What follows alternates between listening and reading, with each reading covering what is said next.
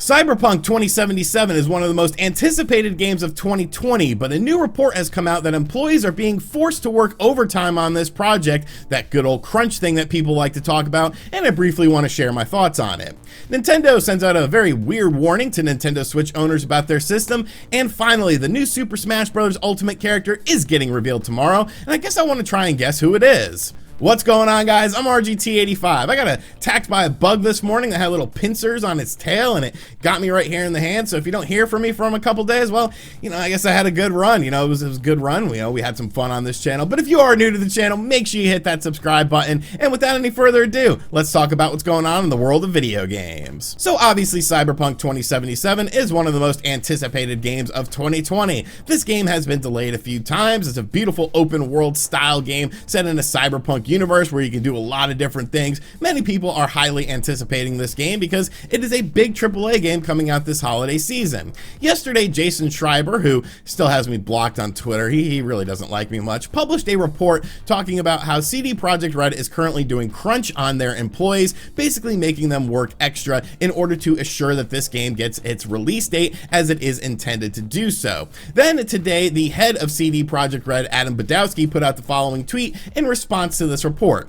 These last 6 weeks are our final sprint on a project we've all spent much of our lives on, something we cared for deeply. The majority of the team understands that push, especially in light of the fact that we've just sent the game to certification, and every day brings us visibly closer to shipping a game we want to be proud of. This is one of the hardest decisions I've had to make, but everyone is well compensated for every extra hour they put in. And like in recent years, 10% of the annual profit of our company generates in 2020 will be split directly among the team.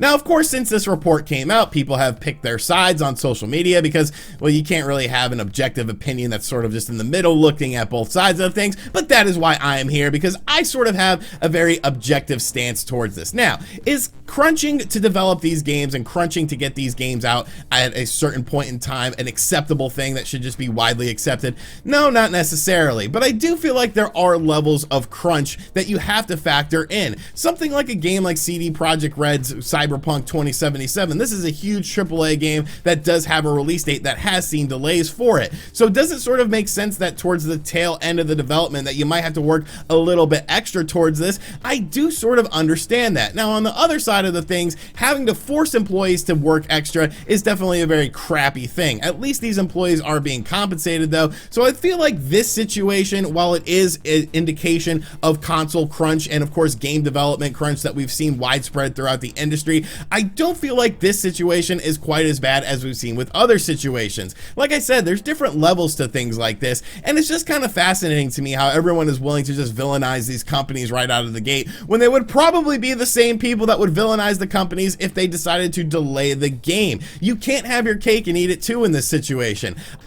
So personally, I'm not ready to villainize CD Projekt Red for this Cyberpunk situation because I don't think that's fair, but I'm also not willing to give them a pass with this either. I really feel like you need to look at these situations on a case-by-case basis to really understand why these are going on. Now, of course, people are going to disagree with me on this, and people are going to say, well, CD Projekt Red is the Antichrist, or I completely understand why CD Projekt Red is doing this because they want to get Cyberpunk out there, but I just wanted to briefly share my thoughts on the situation because that's the whole point of YouTube, to have an opinion on something. Next up, Nintendo of Japan put out a very interesting tweet and very random tweet about the Nintendo Switch hardware. Is it about the Nintendo Switch Joy-Con drift issue being fixed? No, of course not. Nintendo just likes to pretend that that's not an issue, even though, well, we all know it pretty much is an issue. I've had several sets of Joy-Cons get this issue, and that's why I don't use Joy-Cons anymore. But Nintendo of Japan put out a very interesting tweet that has a lot of people confused. At first, I thought about this tweet, and I was like, why would they even put this out? But then I realized maybe they are talking to me with this tweet.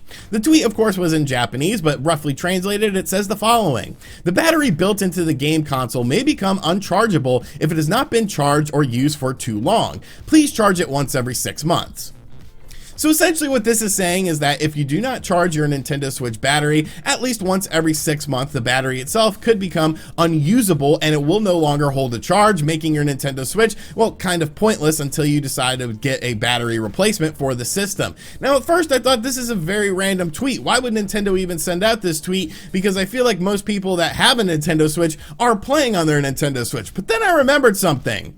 I actually own a Nintendo Switch Lite, and it has been far longer than 6 months since I have touched that thing. I guess I picked up a Nintendo Switch Lite to, of course, review the system for you guys and show you guys what the system is all about. But since then, it's kind of just been sitting there. I use my primary Nintendo Switch for just about everything. I honestly can't remember the last time I booted up my Nintendo Switch Lite, and that really boils down to the fact that it's kind of a pain in the ass to transfer games and save files between these two systems. So if you want to go with a digital route on something, it's kind of a pain in the ass to make the system save file over onto the other system, and then you got to bring it back. So I primarily just use my standard Nintendo Switch. So is my Nintendo Switch Lite battery going to die? Because I definitely have not charged that in over 6 months. So now I'm kind of worried about this. You know what, Nintendo? You made this tweet for me. You realized that I was going to be scouring the internet for various tweets from your company, and you said, hey, you know what, RGT, he hasn't charged his Nintendo Switch Lite in a long time. We need to remind the man that he has a Nintendo Switch Lite. So yes, if you have a Nintendo Switch, be sure to charge that battery so that your battery does not die, and then you end up like me wondering if your Nintendo Switch Lite is even going to hold a charge anymore.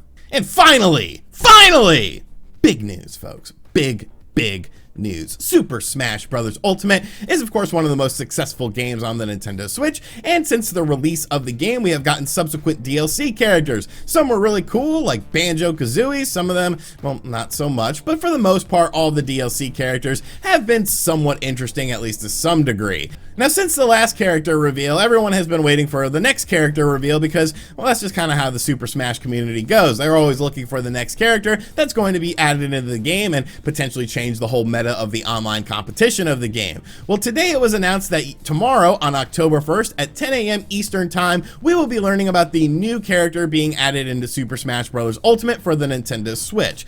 There will be a 3-minute presentation taking place with Mr. Sakurai, where he's going to reveal this character and probably not really do any sort of gameplay with the character. Obviously, if they're only doing a 3-minute presentation, this is just going to be an elongated trailer to showcase this character and get people excited for whoever the character is. But that's really the big question with this. Who is this mystery character? One thing I've definitely noticed is that a lot of people have predictions about Super Smash Bros. Characters, and most of the time those predictions never become a reality. There's been so many leaks about various characters supposedly coming to Smash Brothers, and it never seems like these leaks are ever correct. It's always a random character. I think Banjo-Kazooie was maybe the one character that everyone was sort of hoping for and everyone sort of got right when it came to Super Smash Brothers, but beyond that, it's always been very random. So now a lot of people are trying to guess who this character is going to be, and I have a few suggestions of characters that I think it may be. I still think that Dante from Devil May Cry does have an outside chance to be that character. Yes, I thought that Dante was going to be announced during the springtime when all those Devil May Cry games came to the Nintendo Switch. The timeline of it just made sense, but then of course it was not Dante. I still think that Dante, though, does have sort of an outside chance because he is sort of an iconic character, and I think he would be a good fit in Smash Brothers. Another character I think this could potentially be is Crash Bandicoot. Now, yes, we got the Crash Insane trilogy on the Nintendo Switch, but the latest game, Crash Bandicoot 4, isn't coming out on the Nintendo Switch. However, it is coming out this week, so what better way for a little bit of cross promotion and to maybe announce a Nintendo Switch version of the game than to have Crash Bandicoot be a character in Smash Brothers. This would be really cool because you would have 3 of the biggest video game icons of the 90s with Sonic the Hedgehog, Crash Bandicoot, and of course Super Mario all in one game. Beyond that, though, I really don't have any sort of predictions. You know, I'm not the biggest Smash Brothers fan in the world. I definitely play the game very casually because that's just sort of how I am with the game, but I do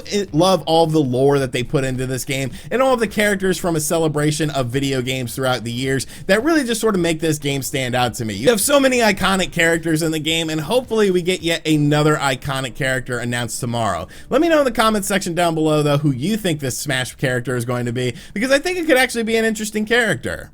Alright, so that is going to do it for today's video. I hope you guys enjoyed it. I hope I don't die from my bug bite. Be sure to let me know what you think of everything in the comments section down below. And as always, guys, thank you for checking out this video. If you are new to the channel, like I said, make sure you hit that subscribe button. Check out other videos on the channel as well. And as always, I'll catch you guys on the next one. Later.